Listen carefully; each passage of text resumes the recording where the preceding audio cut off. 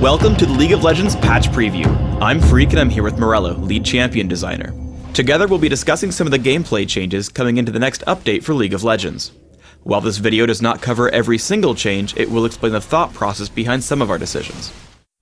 Our more support-oriented tanks tend to get blown up in teamfights without a lot of focus from the enemy team. In this update, we're giving magic resist per level to Alistar, Amumu, Leona, Nunu, and Taric. Why these champions and why this buff? Magic resist per level is really there to help people that are up in the front lines survive area of effect damage more effectively.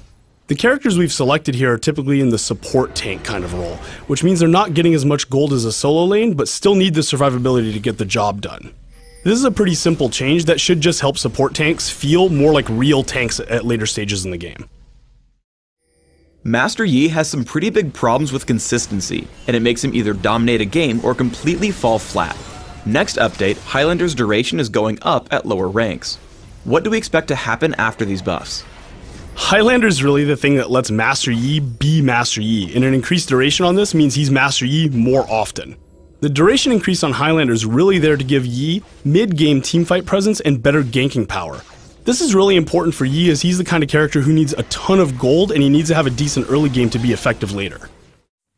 Ryze has a few major issues. First, he's overpowered in high-level play as he deals way too much damage for how tanky he gets.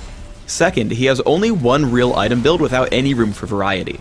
In the Varus update, Ryze is undergoing a whole suite of changes. The mana ratios on Overload and Rune Prison are getting nerfed, but Spell Flux is gaining one. Overload's base damage and ability power ratio are going up, and Spell Flux is going to prioritize bounces to enemy champions. We're tweaking some of his base stats, mana costs, and spell ranges to make him more consistent with other mages. Finally, his ultimate is losing its passive mana and gaining an additional active effect, granting bonus movement speed.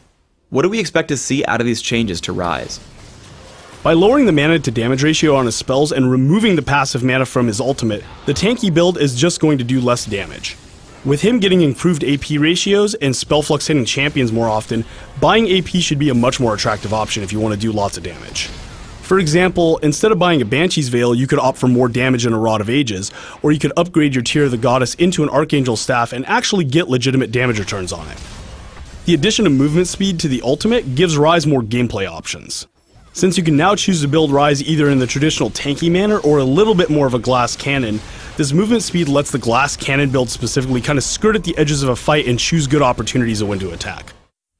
Itemization for our ability power oriented champions has grown pretty stale, so we're amping up a number of our ability power items.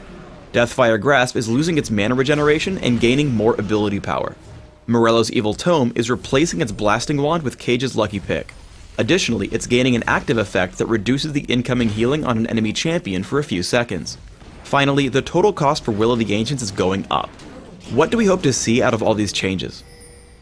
Increasing the ability power on Deathfire Grasp makes it really that all-in kind of nuker AP item it's supposed to be.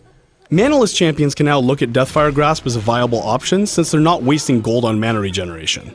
Since Morello's Evil Tome now builds out a Cage's Lucky Pick and contains all stats that support should find attractive, this is going to be a really interesting item for support players.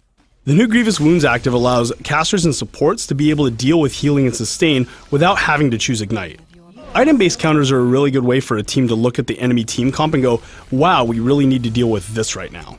And for all the Mundo and Swain players out there, this item does require an investment and you're not totally screwed. So we think it's going to be fine, but as always, we will keep an eye on this type of thing.